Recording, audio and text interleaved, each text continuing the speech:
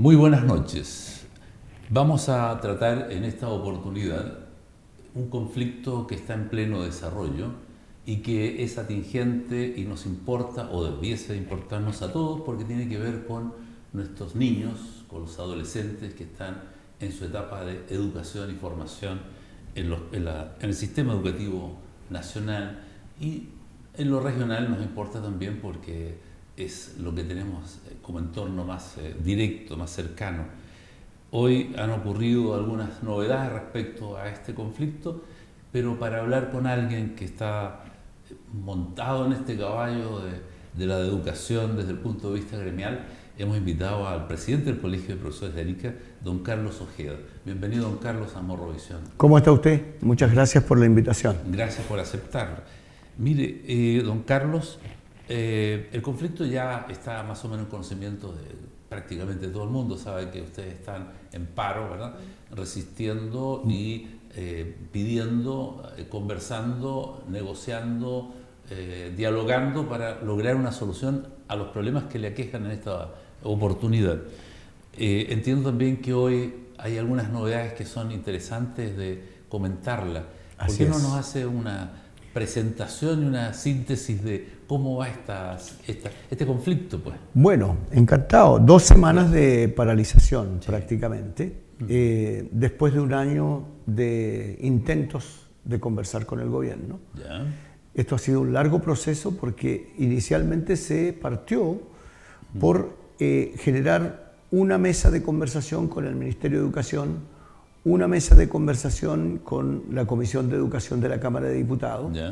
y un plan de movilización que fue creciendo a medida que no se fueron dando las respuestas pertinentes. De acuerdo.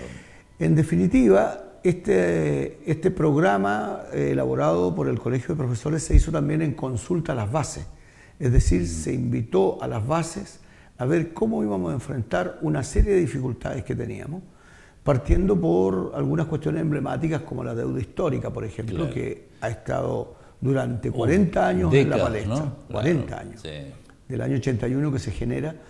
Es un tema que se aborda porque tenemos muchos colegas que reciben pensiones muy miserables, son colegas que hemos visto incluso en la televisión, en Copiapó y en otros puntos, colegas casi pidiendo en la calle. Por lo tanto, nos preocupa muchísimo la condición de los colegas que ya están pensionados. Pero, en fin, ese punto más el tema de la doble evaluación que fue impuesta prácticamente, después de tener una evaluación, nos agregaron una segunda evaluación que distrae enormemente a los profesores de la labor más importante, de desarrollar la labor pedagógica en el aula. Está pendiente cómo le va a ir en una evaluación y cómo le va a ir en la segunda evaluación, lo cual ha generado un agobio laboral terrible. Y en tercer lugar tenemos el grave problema de que los profesores, caso único en el mundo por si acaso, tenemos un doble contrato. Es decir, el 90% de los profesores que están en el aula tienen un contrato de 30 horas y anualmente le agregan 6, 8, 10 horas. Podemos llegar a tener hasta 44 horas. Pero esas 14 restantes, sí, o 6 o 8, quedan al arbitrio del director, al colegio que puedo estar ejerciendo, en manos del director del DAEM o a libre disposición del alcalde. Y ahí se han cometido todo tipo de injusticias porque se presta para pagar favores políticos. A veces el colega... ¿Es como un bono de premio, de premiación para algunos casos? ¿A eso se refiere el uso? Claro, lo que pasa es que esta doble contratación o este doble contrato genera un grado de inestabilidad y dificulta el desarrollo de los planes y programas, porque si usted un año, ¿cierto?, le dieron 36 horas, sí, y eso le permitió tomar 2 o 3 cursos más, y esos cursos se acostumbran con su metodología de trabajo, el estudiante se adapta a ese profesor. Está planificado, sí. Pues, está planificado, sí, pero el siguiente año a usted le quitan esas horas, resulta que instalan a otro profesor, se genera todo un conflicto en estos chicos que, muy bien decía usted, son nuestros niños, nuestros jóvenes, claro, que están en etapa de formación. Así es. Que no podemos desestabilizar quienes hoy día están interviniendo en el proceso educativo. Tenemos que generarle condiciones de estabilidad en el más amplio sentido de la palabra. Es decir, si usted le cambia a un chico a mitad de proceso, le cambia el profesor, aunque pareciera que no tiene ningún efecto, tiene consecuencias. Sí, claro, todos fuimos estudiantes y sabemos lo que significa Claro. cuando se va un profesor por las razones que sean, ¿no? Claro. Claro. Así que la doble evaluación es otro de los puntos que se está zanjando y hay una preocupación mayor en el sentido de que acá este gobierno ha intentado intervenir en una cuestión ideológica que son los planes y programas. No sabemos desde qué lógica se ha intentado disminuir las horas de educación física, por ejemplo, en consecuencia que todos los estudios indican que tenemos una gran cantidad de estudiantes con problemas de obesidad. Sí, las estadísticas son clarísimas sobre ese tema. Son muy claras. Y alarmantes, además. Además tenemos chicos con mucho sedentarismo, sí, producto de los aparatos tecnológicos, claro, con mucha distracción tecnológica. Tenemos también un aumento, un alto índice de muchachos con depresión a temprana edad, quizás por la misma falta de actividad física, quizás por las problemáticas sociales que hoy día son cada vez más fuertes, más impactantes para ellos.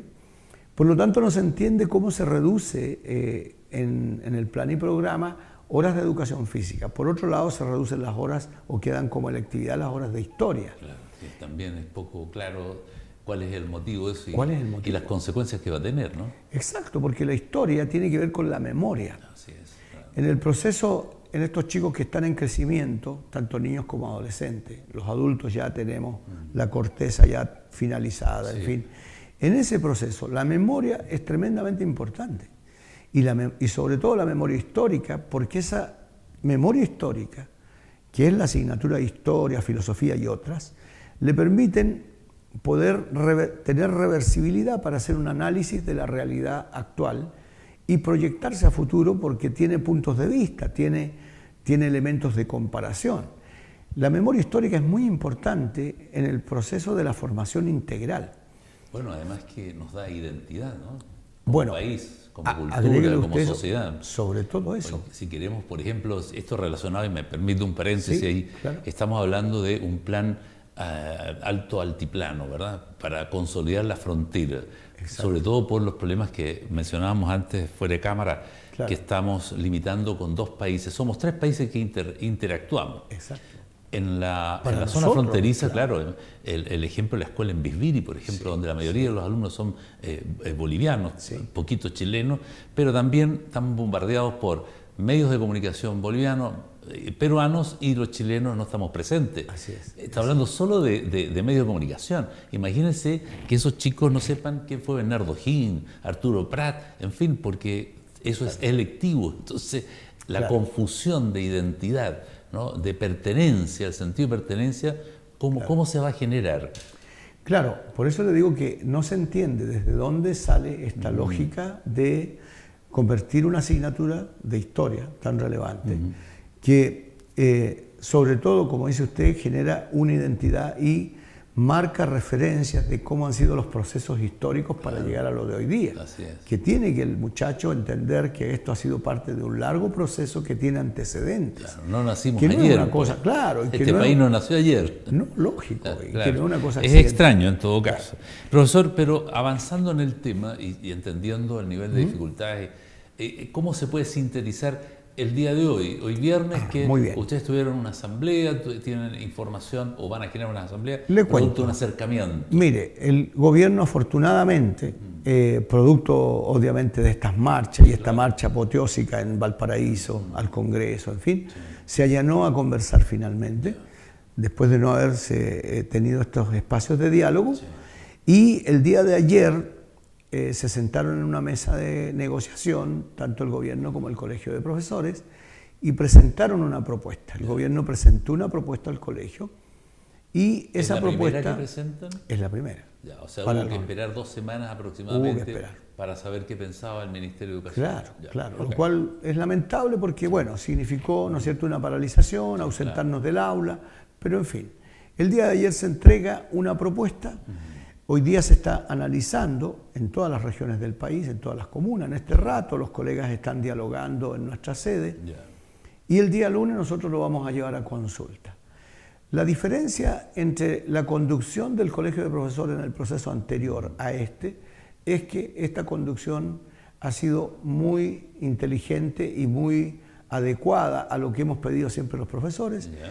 que se haga un ejercicio de democracia real y que no sea el directorio nacional que inmediatamente le da una respuesta al gobierno de manera apresurada y que no se consensúan, digamos, esos acuerdos con las bases. Eso genera evidentemente problemas al interior del gremio. Claro.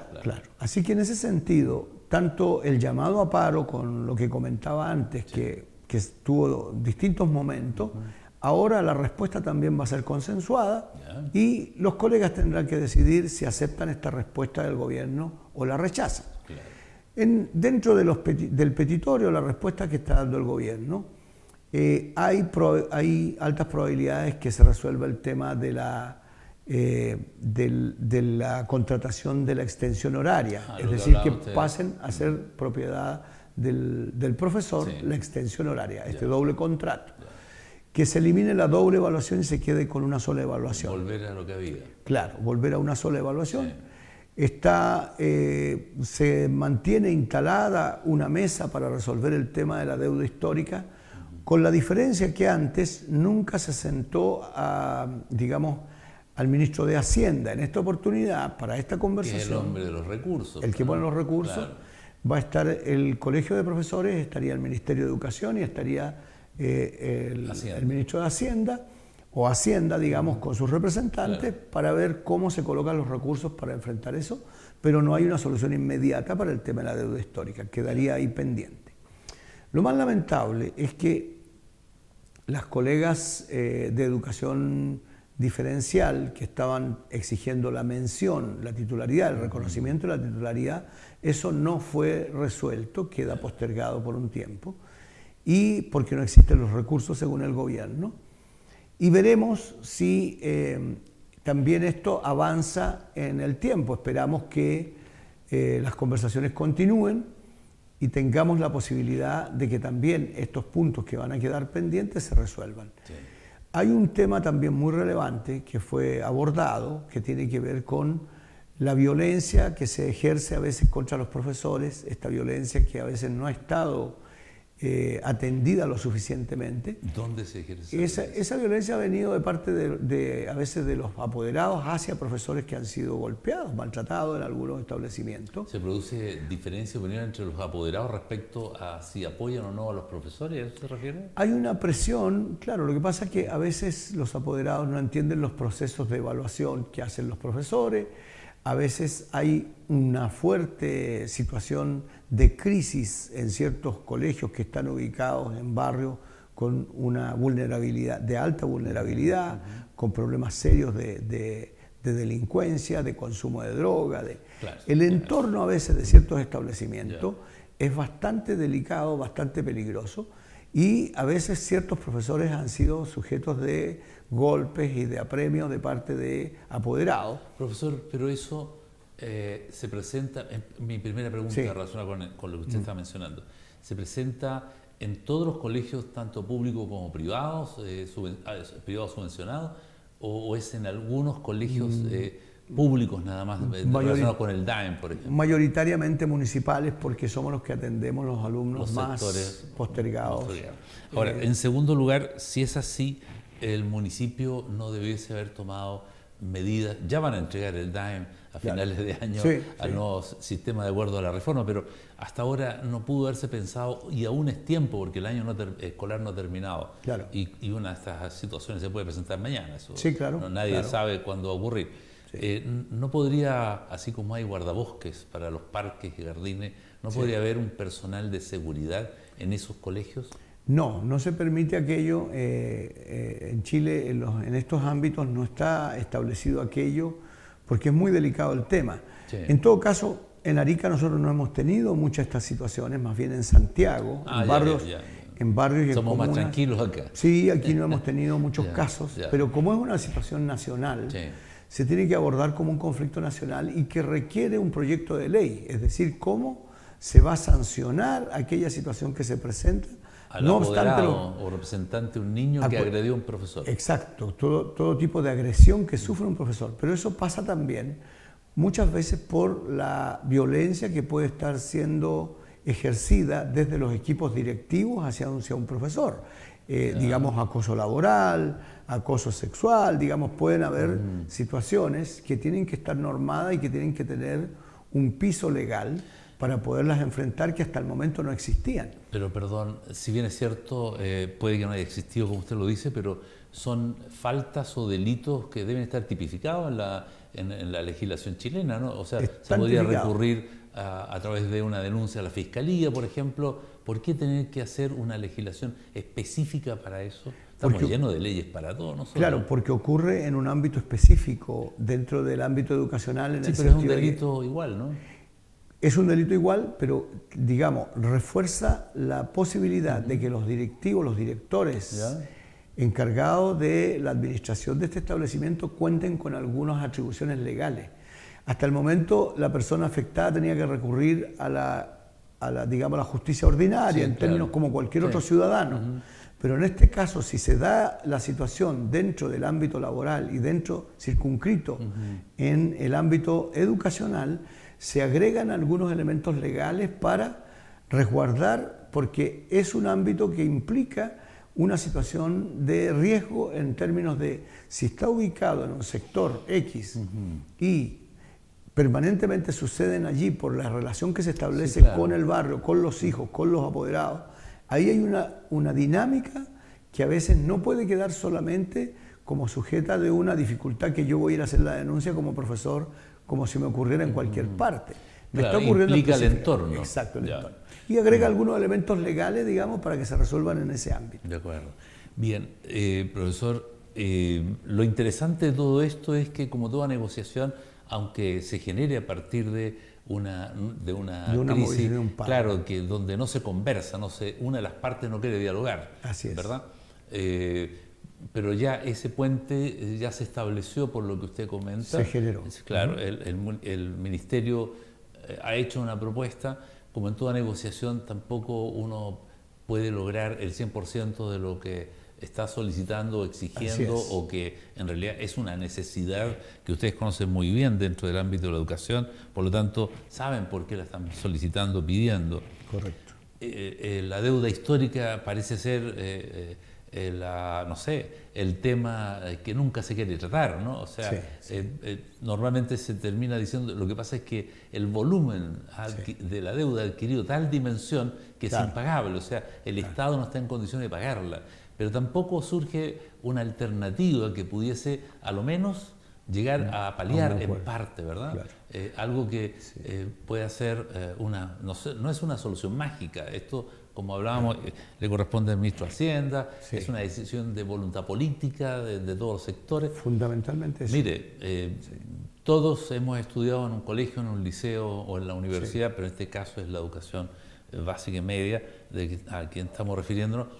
Hemos estado en situaciones complejas, las conocemos de adentro como alumnos y luego de egresados sabemos qué pasó con nuestro colegio. Claro. Y toda la vida yo creo que tenemos recuerdos de cuando los profesores siempre dieron todo por la educación nuestra. Así es. Y el Estado no tiene la misma referencia, no guarda en la memoria el reconocimiento. Sí. Y un país sin educadores es un país que está destinado a perecer en todos los sentidos, ¿no? A verse afectado, pero de manera global, porque ¿quién no tiene o no sabe leer y escribir? Por ejemplo, lo más dramático. Lo básico. Claro. Luego, hoy es un mundo tecnológico que está evolucionando, pero a una velocidad increíble, que es imparable, y el tema laboral. Sales del colegio, del liceo, y ya tienes un conflicto de vida, ¿no? No estás preparado para estudiar, o no pudiste estudiar, no tienes los recursos, o si te los dan igual, cuando terminas la carrera ya hay mucho más que aprender. ¿No? Estamos hablando de robótica que va a reemplazar en la tarea mecánica de producción, en las líneas de producción de la industria, en fin, en los negocios. Entonces, no ponerle atención a lo que significa educar hoy en día en este mundo global. Es como, por favor, es preocupante. ¿no? Es muy preocupante. Yo espero, por la misma razón, profesor Carlos Ojeda, que ustedes sigan teniendo éxito en la búsqueda de la solución que el magisterio requiere, porque un país sin profesores es un país que está destinado a desaparecer al mediano o largo plazo, Así o es. ser asumido por otros temas que no quisiéramos, Claro. ¿verdad?, enfrentar o querer vivir, ¿no? Como las Yo dictaduras creo nuevamente, que claro. o una guerra porque alguien se siente con capacidad de adueñarse de otro territorio, dado la debilidad de ese país y de sus jóvenes, ¿no? Claro. No, yo creo que la educación efectivamente es la fortaleza para el progreso de un país. Claro. Lo hemos dicho en todos los términos, la dificultad que tenemos es que en la medida en que no se valore la educación como el elemento central para pasar a una etapa más adecuada que se nos viene en el siglo XXI, con una serie de cambios muy acelerados, precisamente por el avance tecnológico, por la globalización, por la dinámica que están dando Sí, claro. las cosas, es indispensable colocar todo el énfasis en el factor educacional. Y lo que hemos visto, lamentablemente, transversalmente en todos los gobiernos que hemos tenido, aquí no es una cuestión solamente de este Sí, gobierno, no, sí. aquí ha existido una despreocupación, un abandono de la educación pública, un abandono. Hay colegios, cierto, que lo hemos encontrado con plagas de ratones, con plagas de barata, chicos, ¿no es cierto?, estudiando en condiciones La antihigiénicas. Escuela España, que La estos Escuela días, España, que ¿verdad?, estuvo un paro. ha sido motivo En la Escuela de 6, donde estaba el Liceo A1, tuvo Sí. que suspender una semana más porque se encontraron con... Entonces, son indicadores muy lamentables que a veces la comunidad no entiende por qué el profesorado tiene que llegar a estas medidas extremas. Pero quiero decirle que este movimiento social, porque ha sido un movimiento, la verdad que no ha sido un paro solamente de los profesores y los estudiantes. Afortunadamente, los padres y apoderados han estado con nosotros en reuniones qué bien. y se han colocado muy de parte nuestra, entendiendo que cuando no hay estabilidad laboral para el profesor repercute, lo han comprendido, repercute en sus hijos. Cuando tenemos un profesor que está distraído o que está agobiado de Afectado, papeles, ¿no? claro, y de papeles administrativos excesivos, porque hay mucha cuestión administrativa, de llenar documentos, obviamente no va a poder hacer una labor adecuada para lo que se necesita ese niño que requiere suma atención, dado los tiempos que estamos viviendo, padres trabajando 8 o 9 horas con nosotros, O cursos con demasiados alumnos en la cursos sala, ¿no? con muchos chicos, Claro, claro. ¿Se fija? Entonces, cuando el apoderado comprende esto, dice, ya, esto vale la pena hacerlo, hay que apoyar, y en esta oportunidad lo que ha ocurrido a nivel nacional, que estamos realmente agradecidos y estamos muy francamente sorprendidos, porque tenemos una comunidad empoderada. Los apoderados, en muchos casos, Sí. como no, a diferencia de otros tiempos, en este minuto han tomado conciencia porque han visto que realmente lo que se está haciendo no es una cuestión exclusiva para el profesor, es una cuestión que va en directo beneficio de los niños y jóvenes. Claro. Y sobre todo cuando hemos planteado esta discusión respecto a la intervención en el currículum. Ellos entienden que alterar el currículum del modo como se pretende de parte de este gobierno, porque eso ya es una cuestión ideológica, Sí. es muy preocupante, porque como bien decía usted, ¿qué hacemos con este conocimiento histórico que se requiere? ¿Qué hacemos con las artes que tienen que ver con la creatividad, con el idealismo, con el conocimiento científico? Si Es usted que no le estamos incluye- formando robots, estamos formando seres humanos, ¿no? Ese es el punto. Claro, claro. Ahora, Usted lo ha dicho. Bien, bueno, para cerrar la conversación esta que estamos sosteniendo, profesor, yo diría que el sentido común dice que los planes de estudio, las reformas educacionales no pueden estar sucediéndose cada 5 años, cada 4 años. Eso es una locura que no tiene justificación de ninguna especie, porque nosotros nos educamos con un sistema educacional y tuvimos un resultado determinado. Claro, claro. Y eso no se modificó en muchos años. Claro. O sea, no es necesario que Improvisar, no se puede claro. improvisar. Ok. Luego, el Estado, ya no hablemos de gobierno, el Estado debería de tener políticas de Estado educacionales y eso agregarle el apellido de que la educación es un factor estratégico en el desarrollo de una nación. Correcto. Entonces, no se puede jugar con esto. Hay que Así poner es. toda la fortaleza, todo el ímpetu, las ganas, la convicción de que queremos vivir en una sociedad mejor, Así ¿verdad?, es. en el factor educación. Yo estoy apoyándolo derechamente porque como periodista además y como ex alumno de Claro, básica, educación media y universitaria, que tuve la suerte de hacer mi educación completa, entiendo hoy en día estos problemas Y a mí me parece que las autoridades, si no lo comprenden, bueno, usted está señalando un factor muy importante, que los padres están siéndose afectados y entendiendo de que esto es un problema de la familia y de la comunidad. Así es. Por lo tanto, el problema es de las autoridades de interpretar el sentir, ¿verdad? De la comunidad en su conjunto para dar una solución adecuada. ¿No? Así es. Leer muy bien que no es un conflicto particular de un sector. Pues, claro. Es un problema social. Es un problema país. Sí, así es. Bien, don Carlos Ojeda, gracias por haber asistido a esta conversación. Muchas gracias a ustedes. Creo que estas conversaciones son muy útiles. Yo quiero decirle que además una cosa relevante, los profesores han tenido una creatividad y un ingenio maravilloso. Han salido muchas producciones musicales y de todo tipo.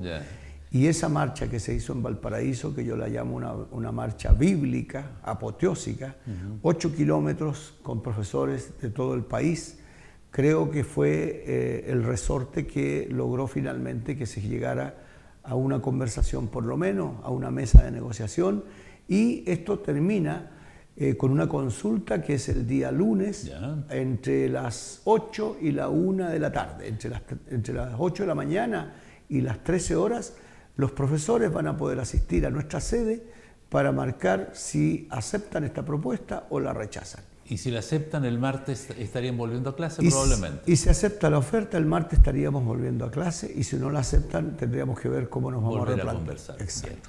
Sería una lástima extender más tiempo por no haber un diálogo fructífero, ¿no?, en estas conversaciones. Así es. Bien.